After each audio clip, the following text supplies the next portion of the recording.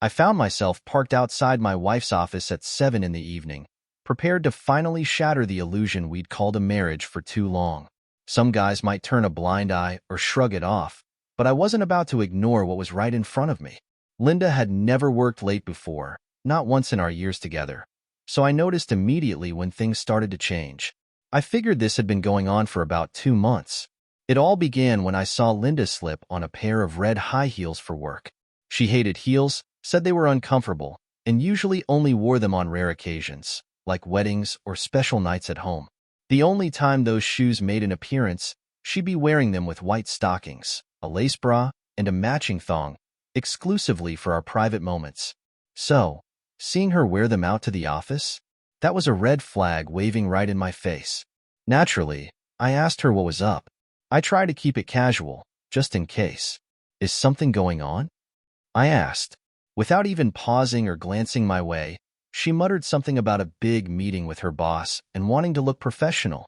Then she just kept walking, like my question didn't mean a thing. I tried not to jump to conclusions, but her explanation didn't sit right with me. From there, it didn't take long to spot other signs. First, it was an extra hour here or there, but soon it turned into 2 or 3 hours after work, several times a week. And when Linda, who never cared for parties or drinking, suddenly had plans to attend 3 different bachelorette parties, I started to get suspicious. She wasn't a party girl. She looked down on drinking and people who did it. But when she mentioned this particular bachelorette gathering was happening at her boss Robert Kane's house over in Glen Ellen, things clicked. That night, I drove over to confirm my suspicions. I waited for about an hour, just to make sure I wasn't imagining things, and then I deflated all 4 of her tires.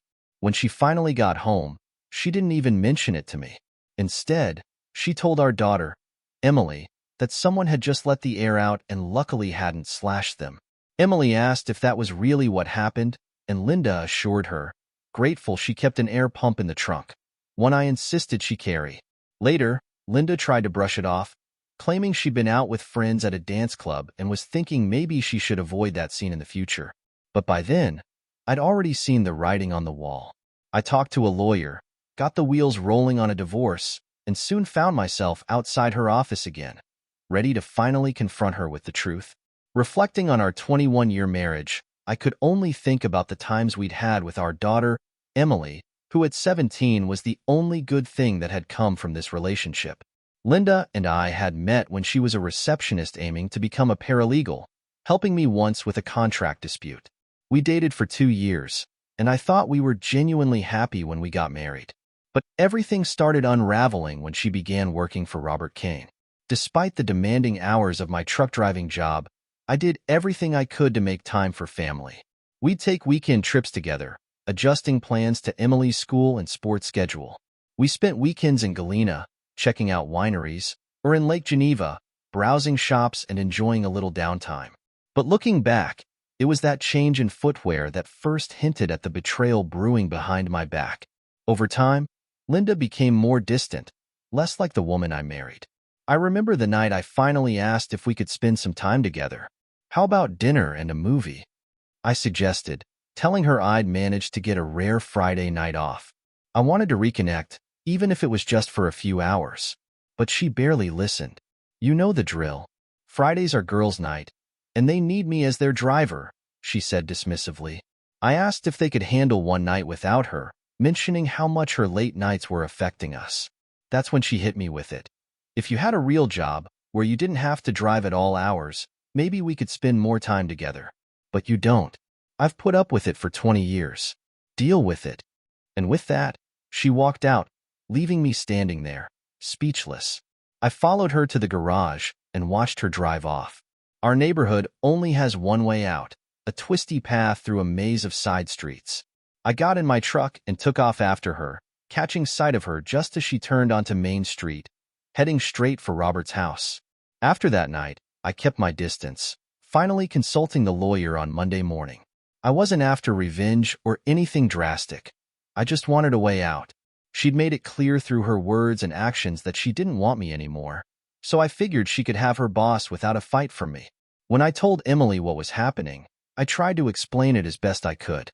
I wanted her to understand why it had to end. I told her I suspected her mom was cheating, and she listened carefully. "No way, Daddy. I don't believe it," she said, but I assured her it was true. I followed her. Pumpkin. She didn't go to any club that night. She went right to his house. Emily sat beside me quietly, but I could tell she was absorbing everything. "Are you sure, Dad?" she asked one last time. "There's no chance it's anything else?"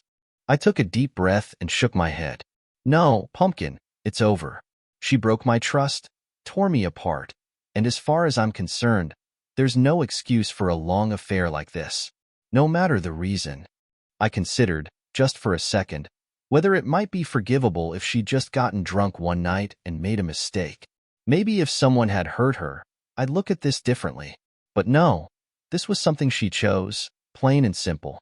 She betrayed me in the worst way. Trust is everything, and once it's gone, so is any chance of love. How could I ever love someone who so willingly broke my heart? Our marriage was beyond repair. Emily and I were sitting in the car when I noticed two men approaching us from the window. From inside her office, Linda must have spotted me, too. I could imagine her smirking alongside Robert, watching the whole scene unfold through the tinted windows. What an idiot, she probably thought, certain she had me cornered. It was all just a game to her, one where she'd somehow won. Linda didn't waste time falling into Robert's trap. It took him about 6 months of manipulation to mold her into a replacement for his ex-wife, whom he'd recently divorced after 19 years. Robert was tired of hearing his ex's complaints, fed up with her gaining weight and, from what I heard, even ashamed to be seen with her. So, when his kids left for college, he dumped her and upgraded to Linda, who he saw as an elegant version of his ex, with a body he claimed could pass for a 30-year-old. He'd even been buying her new clothes, imagining her as his ideal wife. The entire situation was sickening. Suddenly, there was a knock on my window. "Are you Tom Lawson?" the man asked. I rolled it down and answered, "Yes." He handed me an envelope. "You've been served. Please read the contents carefully. There's a restraining order requiring you to stay 100 meters away from Linda Lawson, Emily Lawson, and your residence." "Emily?" I turned to my daughter, confusion filling my voice. She took the envelope, read the headline, and froze. A divorce petition, along with a restraining order. Her eyes went wide as she handed it back to me. "What the hell?" I muttered, panic setting in. Emily's voice cracked as she said, "Oh, God. No, Dad. I had no idea. What's going on here?" I asked, flipping through the paperwork. The accusations were outrageous: spousal violence, child endangerment, harassment of a minor. My heart broke as I asked, "Emily, why would she do this?" "Dad, I swear, I had nothing to do with it," she said, her face pale. "This has to be some kind of mistake." But there was no denying that Linda had somehow orchestrated the whole thing to blindside me. How did she even know I'd be here right now? I demanded. Emily hesitated, then dropped the bombshell. I told her," she admitted, her voice barely a whisper. "When you told me she was cheating, I confronted her about it. She told me she'd only done it because of some investigator's report that said you were the one cheating. I didn't know what to believe." My stomach twisted. "Did you see this so-called report?" I asked, a mix of anger and heartbreak in my voice. Emily shook her head. "No, but I believed her. I'm so sorry, Dad. I didn't know she'd go this far." I couldn't look at her, the pain tearing me up inside. "You need to leave, Emily. I can't afford to be within 100 yards of you right now," I said quietly. "Dad, please, no," she pleaded, but I held my ground. "Go. The sheriff's still here, watching me." The papers went on to reveal the full extent of Linda's scheme. She'd frozen all my accounts, leaving me without a dollar to fight this in court. "Congratulations," I said bitterly. "You two got what you wanted. You destroyed me." I glanced over at Emily. "I hope you're happy with her." "Dad, no. I'll fix this, I swear," she said, climbing out of the car and heading straight for Linda's office. Inside, Robert and Linda had just wrapped up their little afternoon rendezvous. "That was amazing," Linda cooed, smoothing her dress. "I just wish I had binoculars to see his reaction."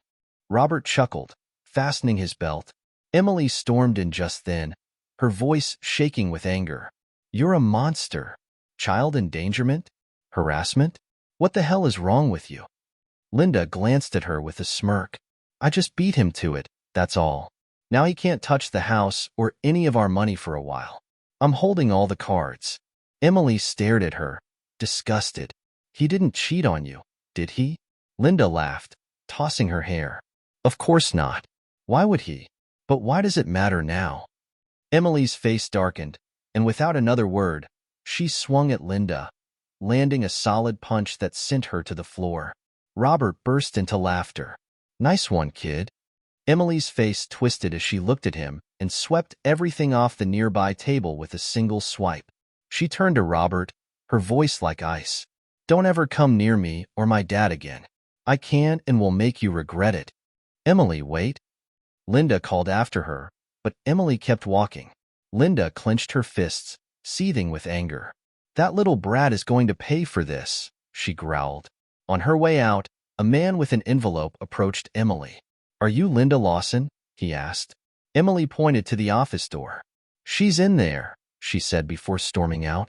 As she disappeared, Linda and Robert laughed, not realizing she had just been served with divorce papers from me. Over the next few days, Emily tried calling, desperate to explain things, but I couldn't answer. I couldn't risk Linda finding out and sending the police after me for violating the restraining order. She'd already turned our friends against me. Only my parents and brother believed I was innocent. Even my sister-in-law kept her distance, just in case. Emily, to her credit, finally convinced my brother to see through Linda's lies. But as for why Linda despised me so much, or why my own daughter had been roped into betraying me, well, I'll probably never understand. Emily had known about her mother's affair and that divorce papers were imminent, yet she chose to stay silent, letting things play out. She claimed she'd stand by me once Linda was served, but she remained quiet when the time came. Realizing she'd let things spiral, she tried to find ways to help me, but when she discovered Linda's divorce lawyer worked right out of her mother's own office, she realized it would be nearly impossible to get any legal support for me. Lost and confused, she decided to reach out to Grandpa George, hoping he could offer guidance. What do you need, young lady? Grandpa asked when he answered the call, his tone firm but concerned. Emily, her voice trembling, said, Grandpa, we have to help Dad. I don't know what else to do, or who else to turn to. But Grandpa didn't hold back. I can't believe you sided with your mother, Emily. How could you betray your father like that? Grandpa, no, you don't understand. It's all lies, she insisted. I never meant for this to happen. Mom and her lawyer have been lying to me, and to everyone. After a pause, Grandpa sighed. All right, I'll see what I can do. Emily's voice broke a little as she asked, Is he there, Grandpa? Can I talk to him? Grandpa sighed again. Emily, he's not allowed any contact until that order is lifted. Every time you call, he's afraid your mother might find out and call the police on him. Emily's voice cracked. Please tell him I love him and miss him. Just tell him that, okay? Grandpa promised he would, and when she hung up, Emily sat down and cried, finally letting out all the guilt and regret she'd been holding in. Once she pulled herself together, Emily marched to her mother's room, grabbed Linda's new clothes and underwear, and threw them down the stairs, carrying an armful outside. She dumped them in the front yard, tags still attached on some outfits, and went to the barn to get lighter fluid. After dousing the pile, she struck a match and watched the flames take over. As the fire crackled, Emily dragged over a lawn chair, sat down, and roasted marshmallows, waiting for her mother's reaction. Linda pulled into the driveway, her jaw dropping as she saw the fire blazing in front of the house. She jumped out of her car, screaming, What the hell are you doing? Emily shot back a cold, defiant look.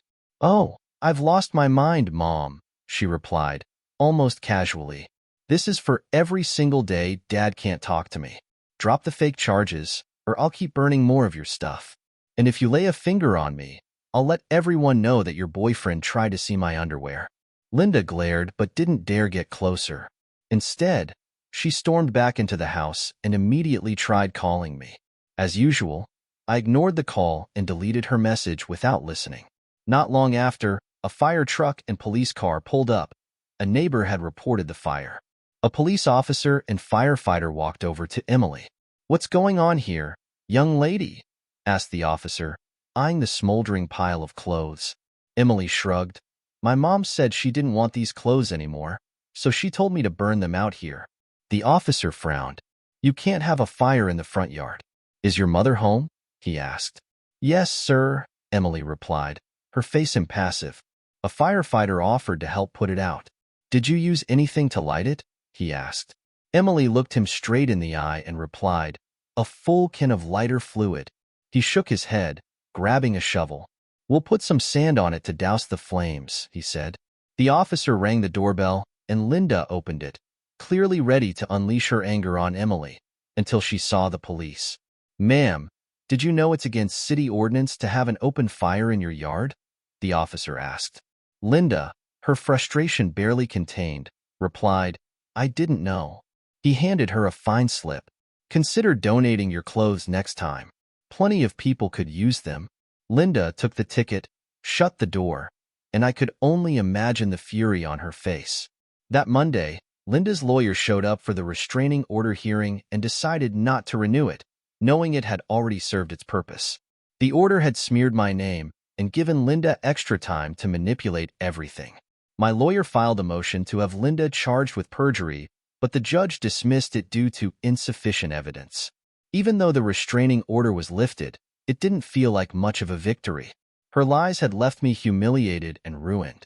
With my accounts frozen, I was left without $1 to fight Linda's powerful law firm. They'd informed my employer about the allegations, leading to my termination under a morals clause in my contract. Maybe I could have fought it if I hadn't been so exhausted and defeated, but at that point, I felt completely powerless. Once the restraining order was lifted, I went back to the house one afternoon when I knew Linda and Emily would be out. Although she'd changed the locks, the garage door still opened. Inside, I found my belongings packed into boxes and garbage bags. A sad, careless display of the life we'd once shared, now tossed aside. She'd even left our wedding album and family photos, scattered around like they didn't mean a thing. I kept in touch with my family, but things were strained. My parents urged me to see a psychiatrist, but I refused. I didn't need someone to tell me how badly things had fallen apart. Linda's law firm had waged a ruthless campaign, making sure everyone in our social circle saw me as a monster. With no job and no money to fight back, I felt utterly alone. No one knew where I was staying, and I only communicated with my family by phone.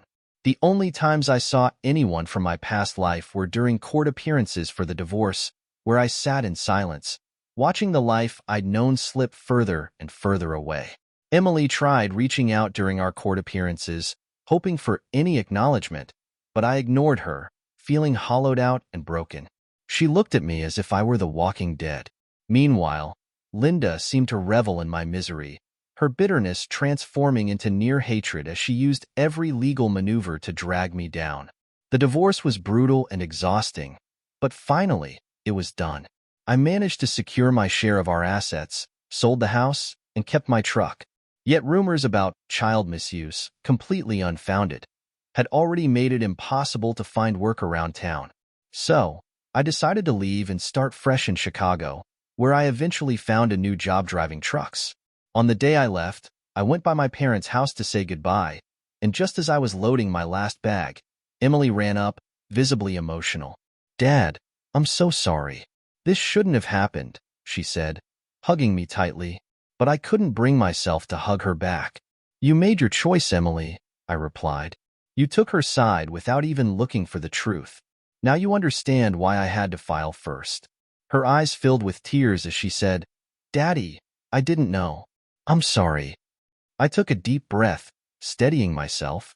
Goodbye, Emily. I loved you more than my own life. Without another word, I climbed into my truck, watching her disappear in the rearview mirror as I drove away.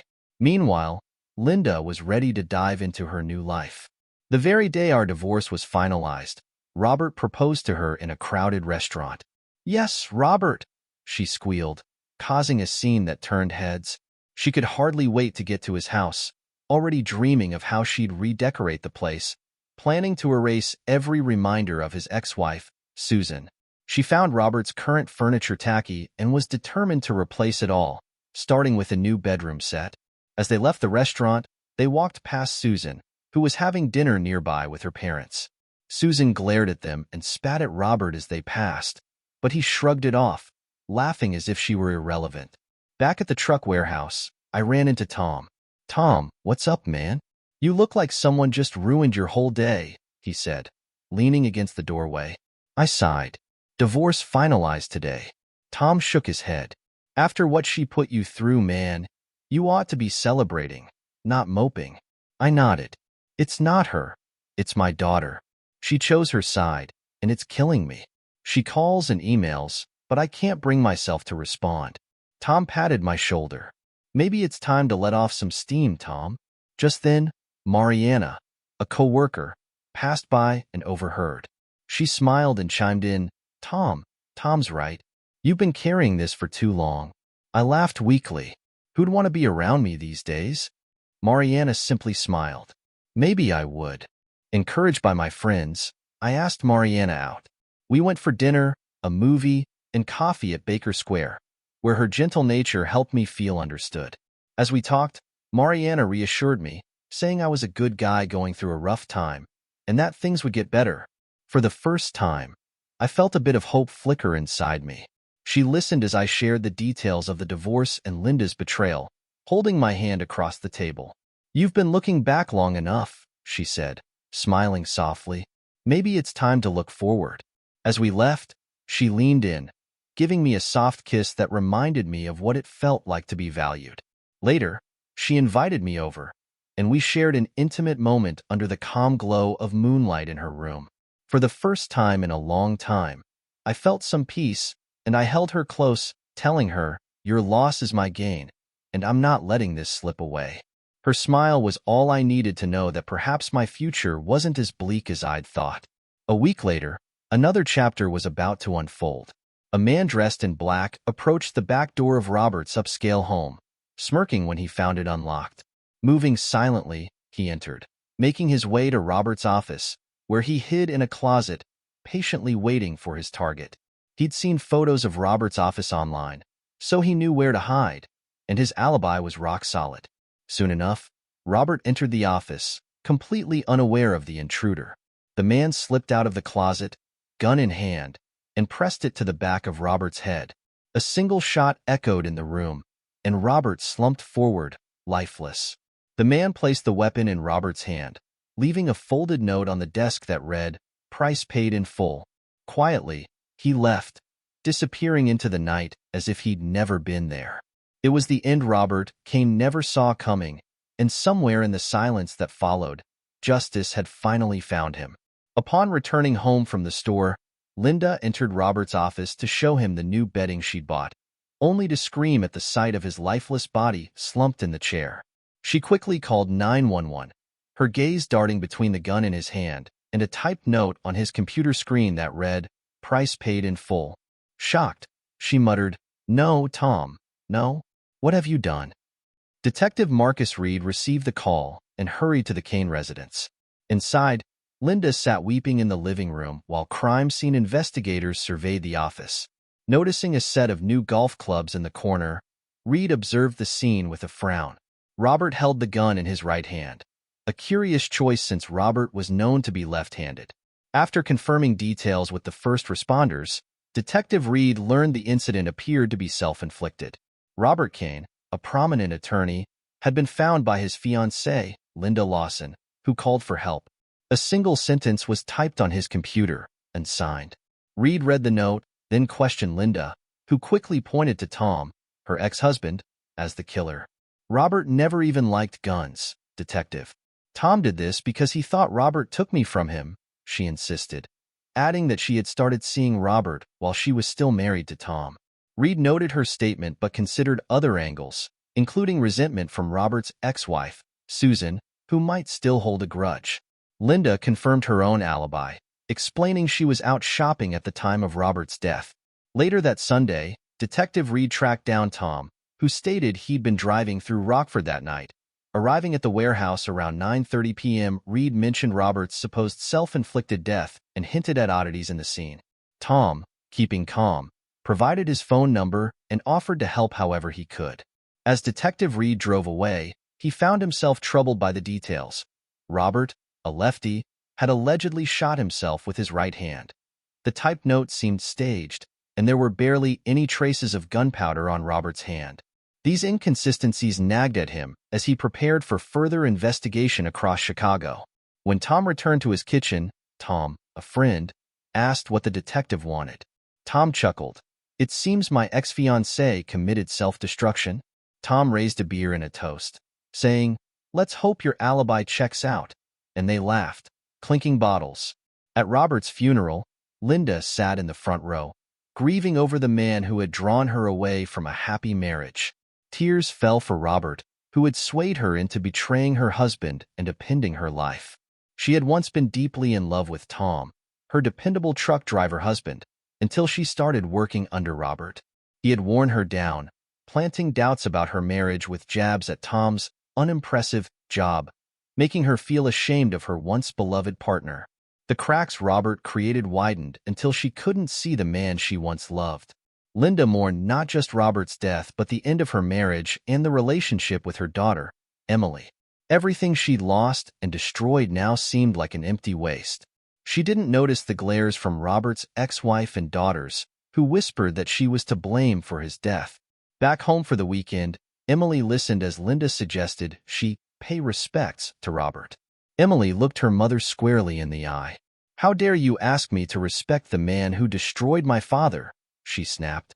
"I shouldn't even call him a man." She stormed out, slamming the door and driving back to college in Wisconsin without another word. Detective Reed sat with his superior, going over the stalled case. "All suspects' alibis checked out," he explained. Tom's truck tracker confirmed his route from Madison to Chicago, and the warehouse staff verified his arrival time. Linda's receipts and surveillance showed her at Macy's, Victoria's Secret, and Starbucks, consistent with the medical examiner's window. Robert's ex-wife was at a family dinner celebrating her birthday, along with her daughters, parents, and siblings. The commander asked, "So, is it possible this was self-destruction after all?" Detective Reed sighed. "It's possible, but something just doesn't add up." The commander, frustrated by the lack of solid evidence, instructed him to close the case as self-inflicted. Reluctantly, Reed agreed and left, feeling uneasy about the case's unresolved pieces. 6 months later, Linda invited Daniel Hayes, a new love interest, to dinner, perhaps signaling another chapter, even as the shadows of her past lingered nearby. Linda and Daniel's third date ended with her getting him into bed. After an intense night, Daniel returned home, grabbed a beer, and sat down to check his email. As he relaxed, a gun was suddenly pressed to his head, and the trigger was pulled. The shooter placed the gun in Daniel's hand and left a note that read, "The price has been paid in full." Detective Marcus Reed arrived at Daniel's apartment, observing the scene as officers collected evidence. He frowned at the note handed to him, muttering, "Well, looks like I was right. Now, I just need to figure out who's orchestrating this." He turned to the forensic technician, Mark, and asked, "Any fingerprints on the weapon?" Mark replied, "Just the victim's, it seems." Reed looked around, noticing the unlocked balcony door. "Any witnesses?" he asked. "A neighbor heard the shot and called 911, an officer explained, but no one saw anyone enter or leave." Reed examined the balcony's height. "Wouldn't be hard for someone athletic to climb," he observed. "Someone of average height could pull themselves up," Mark added. Checking Daniel's phone, Reed saw the last call had been to Linda Lawson. "Linda Lawson again," he mused, finding it suspicious. At Linda's residence, he delivered the news and questioned her. Linda was quick to implicate Tom, her ex-husband, claiming he couldn't stand seeing her with someone else. "It has to be him," she insisted, explaining her alarm system logs would confirm her alibi. Reed asked if she'd had any contact with Tom since the divorce. She shook her head, remaining convinced he was the culprit despite a lack of evidence. Wrapping up, Reed asked about her height and left, suggesting she remain available for further questioning. Back at the station, he reported to the chief, who reviewed the latest findings. "Same note?" the chief asked. Reed nodded. "Yes, but Linda's alibi is solid. Her alarm logs back it up." The chief sighed, frustrated. 2 suicides involving her boyfriends? Something's off here, But without proof, Reed replied. I'll check in with Tom, see if he has anything to add. That evening, Detective Reed arrived at Tom's place, finding him watching a movie with his girlfriend, Catherine. Tom invited him in, and Reed got straight to the point. Where were you last night around 1:30 a.m.? Tom looked confused but replied, driving back from Detroit. I got in around 2:30. What's this about? Reed informed him of Daniel's apparent suicide. Tom smirked. Another one of Linda's boyfriends dead? Maybe she's a black widow. Reed watched him closely but didn't respond. I'll reach out if I have further questions, he said, leaving. As the door closed, Catherine turned to Tom, concerned. What was that about? Tom shrugged. Looks like another one of Linda's guys offed himself. Lucky I was on the road. His phone buzzed, and seeing it was Emily, he ignored it. Catherine frowned. Will you ever give her a chance? She asked. She misses you, Tom. She's been trying so hard to reach out. Tom sighed. I don't know, Mariana. It's hard to forgive and forget. Catherine placed a gentle hand on his arm. Maybe it's time to think about it. She still checks in on you, you know? She asks your friends about you. Even saw a post of you tagged at that sushi place last month. Tom thought of Emily as a child. Their breakfasts together after he returned from trips, her questions about his journeys, and the laughter they shared. He sighed, memories flooding back as Mariana continued. She remembers those little things, Tom. Maybe she just wants to be close to you again. He nodded, lost in thought. Maybe I'll think about it, he admitted, his voice soft. Meanwhile, Detective Reed sat back at the station, reviewing the details once again. The repeated notes and patterns gnawed at him, but with Linda's alibi and no solid evidence linking anyone directly, his hands were tied. The chief was skeptical as well. Could it be a coincidence? He asked. Reed hesitated. It's possible, but it doesn't feel right. With no suspects, no clear motive, and little evidence, the department eventually ruled both cases as suicides. Still, Reed couldn't shake the feeling that this was far from over. 6 months later, Linda had returned to her social life and was dating again. She invited Daniel Hayes, her newest love interest, to dinner, seemingly unbothered by the shadow of her past. But Detective Reed, still haunted by the unresolved cases, suspected that a more sinister pattern might yet emerge. Catherine, I love you, but please, stay away from this mess, Tom said, wrapping her in his arms. Catherine hugged him tightly. I'm not involved, Tom, and I won't drag you into anything. But remember, you get to make your own choices. He nodded, holding her close, feeling both grateful and uneasy. Later, Detective Reed reviewed the case with his chief. I don't have anything placing her at the scene, Reed said, frustrated. No forced entry, no prints or trace evidence, and nothing unusual with blood spatter. If not for the identical notes, I'd have closed them both as suicides. He assured his boss that Tom's alibi was as tight as a vault. They'd also verified the whereabouts of Kane's ex-wife, seen on CCTV at a club with her new partner. 2 years later, Linda had shifted her approach to dating, avoiding anything serious after her previous relationships ended mysteriously. But after contracting an STD from her casual encounters, she decided to settle down. She met Paul Monroe, a stable, charming man who seemed different. Their relationship became public, though some questioned Linda's judgment. Then, while watching a ball game at home, Paul was fatally shot. The weapon was found in his hand, with the now familiar paid-in-full note beside him. Detective Reed's phone rang that evening. It was Detective Stan Anson from Schaumburg. Reed, I've got a case with a note that sounds like one of yours, Anson said. Any unsolved cases you're still dealing with? Reed confirmed that he was working on a string of paid-in-full deaths. When Anson asked if Linda Lawson was connected, Reed's suspicions deepened. Anson added that Tom's alibi checked out, as he'd been driving through Madison at the time. Linda's own alibi was solid as well. She'd ordered Chinese food around the time of the shooting, with security logs confirming she was home. The detectives agreed to meet the next day to compare notes, but even with their joint investigation, Linda's alibi held up, Tom remained cleared, and no new suspects emerged. In the end, both detectives were forced to close the cases for lack of evidence, though neither felt settled about it. Years later, Tom sat with Catherine in the Great Hall, pride radiating from him as he watched Emily walk across the stage to receive her bachelor's degree. He blinked back tears as Catherine squeezed his hand, sharing in his joy. After the ceremony, as they headed to their car, Catherine suggested he call someone he cared about deeply. Tom shook his head, explaining that the person had sided against him, only feeling remorse later when guilt set in over Linda's treatment of him. She made her choice, he said firmly, and we all have to live with it. Catherine frowned, holding his hand as they walked. Were you this stubborn before? She asked gently. Tom paused. Not before the divorce, no. 5 years later, Linda and Emily sat together in the front row of a crowded funeral home for Tom's wake. Tom had passed away from pancreatic cancer just 4 weeks after he'd walked Emily down the aisle at her wedding. The turnout was large, and although Tom had a few new friends and colleagues, he hadn't regained the tight-knit group he once had.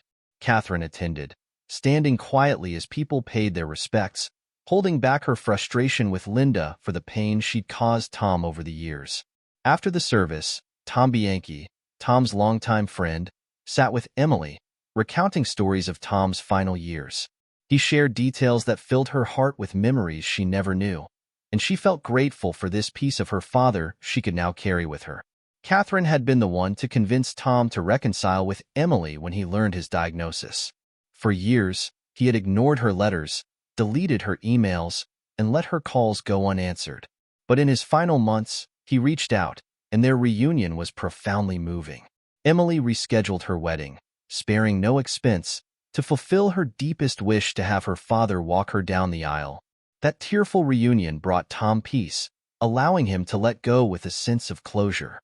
His final words to Catherine were of gratitude for bringing him and Emily back together, followed by a gentle apology for never marrying her.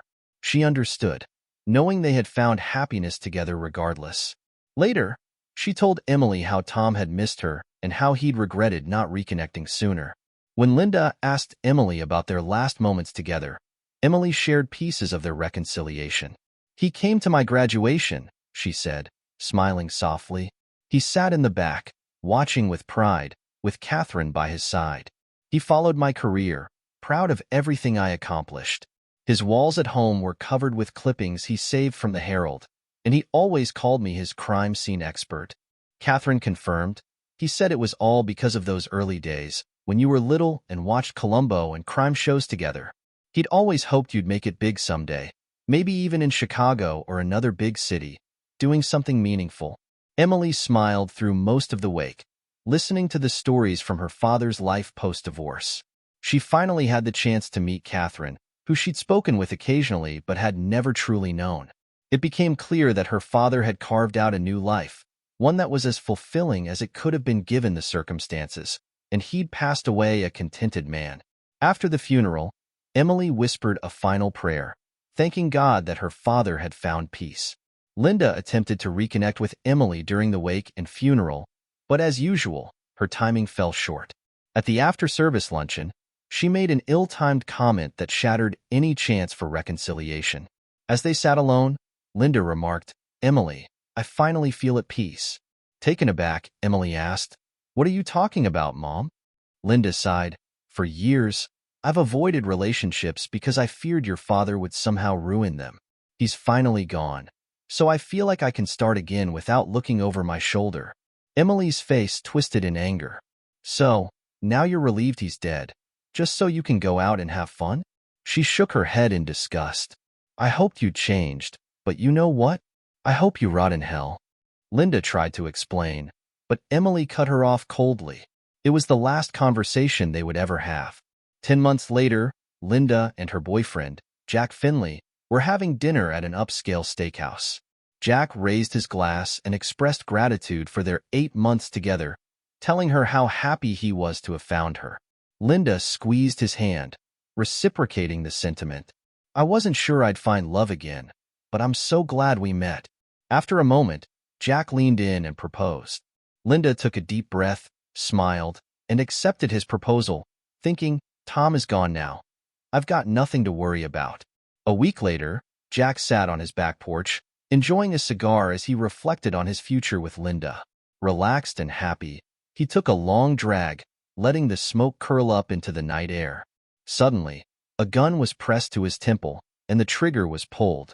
A pistol was placed in his hand, his cigar set carefully in an ashtray, and a note tucked beneath the heavy glass. It read simply, "The price has been paid in full." Linda's call with Detective Reed that night left her shaken. She cried as they discussed Jack's death, unable to understand how this could be happening again. After the call, she went to her bathroom, took a bottle of sleeping pills, and held it in her hand for a long time. She didn't intend to use it just yet, but having it there seemed to offer some comfort. Walking to her mailbox, she placed a letter inside, raised the flag, and returned to her bed. As she lay there, memories flooded her mind. Her wedding day with Tom, the bright future they'd once imagined, family vacations, and the proud moments they shared as Emily grew up. She thought back to how Robert Kane's influence had derailed everything, filling her with regret. In her final prayer, she asked for forgiveness, hoping she'd see Tom soon. Setting a note on her chest, Linda closed her eyes, drifting into a final sleep. The note simply read, "My price has been paid in full." Emily arrived home that evening, bringing in the mail and setting down a bag of groceries. She unpacked her things, kicked off her shoes, and looked forward to a quiet night alone with a glass of California Cabernet, knowing her husband Eric wouldn't be home from his shift as a cop until after midnight. She poured herself a glass, then noticed a letter in the mail pile, and her breath caught when she saw her mother's name on the return address. She tore it open and gasped as she read her mother's final message, feeling the weight of it all at once. "Wow, Mom, wow," she whispered to the empty house. She quickly dialed Detective Reed. "Detective Reed? It's Emily Foster, Tom and Linda Lawson's daughter." "Hello, Emily. I'm so sorry to hear about your mother's death. Is there anything I can help you with?" "Thank you. At least there's no investigation needed," she said. "I received a letter from her, a confession." "What?" Reed's voice tightened with shock. "A confession for the murders? You're serious?" "Yes," Emily replied. She admitted it was all her doing. She must have completely lost her mind. Christ. "All right, meet me at the precinct as soon as you can," Reed said, already grabbing his keys. After hanging up, Emily held the first page of the letter over the fireplace and watched it burn to ashes. Her mother's last words echoed painfully. "My dear Emily, I offer this letter as my final gift, in the hopes you'll forgive me. Whether you believe it or not, I have loved you with all my heart. Damaging you and your father was the worst thing I've ever done. When I saw Jack taken from me, I knew my punishment was coming, and I accept it. I apologize for everything, though I know I can never bring back what you lost. Destroy this page and give the second to the police. It contains my full confession. I am solely to blame. I can't explain why I hurt your father and you. It was something broken in me. Please, if you can, remember the good times, share them with your children, and let those memories be the legacy I leave. I hope you find happiness with Eric. Please don't let anyone tempt you from what's good and right. With all my love, your mother. P.S. Get the help you deserve, and forgive me for not being the mother you needed." The weary note continued. "By the time you read this, I'll be gone. I can't bear the guilt any longer. I ended the lives of my lovers as punishment for taking me from Tom. Maybe now, with this confession, I can find peace and be with him. I'm so sorry for the pain I've caused and hope you can move forward. I loved our family before Robert. Maybe now I'll find that love again. Goodbye, my dear daughter. Mother." Emily brought the letter to Detective Reed the next day, who read it with a somber expression, then apologized for ever doubting her. Emily nodded, still grappling with the enormity of her mother's actions. She admitted that it somewhat made sense, now that she understood how her mother's twisted mind had justified the murders. Emily shook her head, feeling relief that the slaughters, the pain, and the suffering were finally over. As she left the station, Emily looked up at the sky, her heart lighter than it had been in years. Pausing by her car, she took a deep breath and murmured, "Thank you, Mom."